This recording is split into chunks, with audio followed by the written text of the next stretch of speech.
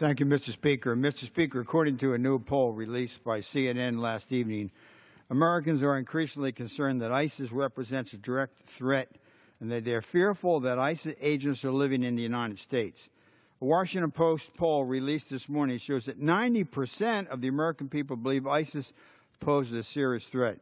This threat is growing largely due to the fact that an increasing number of radicalized Westerners, including more than 140 Americans, are freely traveling to Syria to link it with ISIS and al-Qaeda affiliated groups.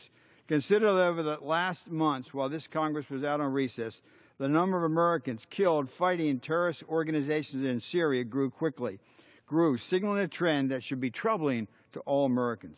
Early this summer, Manar Mohammed Abu Salah, a 22-year-old Fulfilliteran, became the first American suicide bomber fighting in Syria for the al-Qaeda affiliate al-Nusra.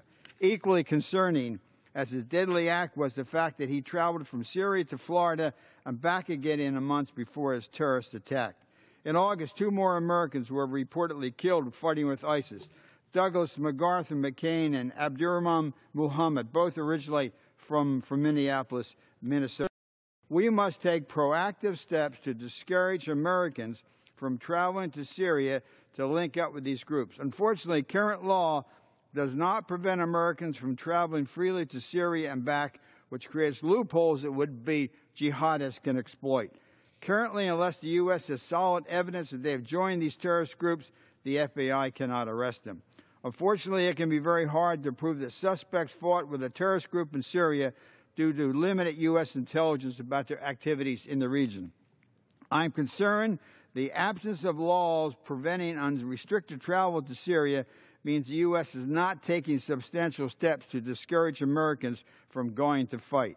It is an untenable situation that puts our country at greater risk of attack from a radicalized American who trains and fights with these groups and later return home. That's why I've introduced legislation in March aimed at curbing this threat. Over the last 6 months since its introduction, the dramatic gains by ISIS and the growing number of foreign fighters has only reaffirmed the need for legislation to address this issue. My bill, H.R. 4223, the International Conflicts of Concern Act, would give the President authority to temporarily restrict travel and material support to countries like Syria, and the President could add additional countries of concern when conflicts spill over into other countries, as we've seen in Iraq. The bill would also contain important protections allowing legitimate travel by licensed humanitarian aid workers, journalists, and other groups cleared by the U.S. government. I want to add this bill was developed with the input of the FBI and has the support of Director Comey of the FBI.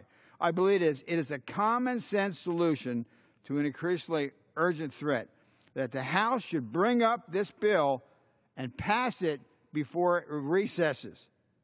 Should we fail to do so, I believe that one day we will regret doing all that we can to protect our homeland from the radicalized fighting in ISIS and Syria. Mr. Speaker, I also want to close by encouraging the President to call on the expertise of 2 men who know more about fighting terrorists and insurgent threats in Iraq than anyone, General David Petraeus and General Stanley McChrystal. Although both have retired and neither work for this administration anymore, our country would benefit greatly from their expertise as the military and intelligence community address the growing threat in Iraq. I hope the President and his team will ask for those assistance and yield back the balance of my time. The gentleman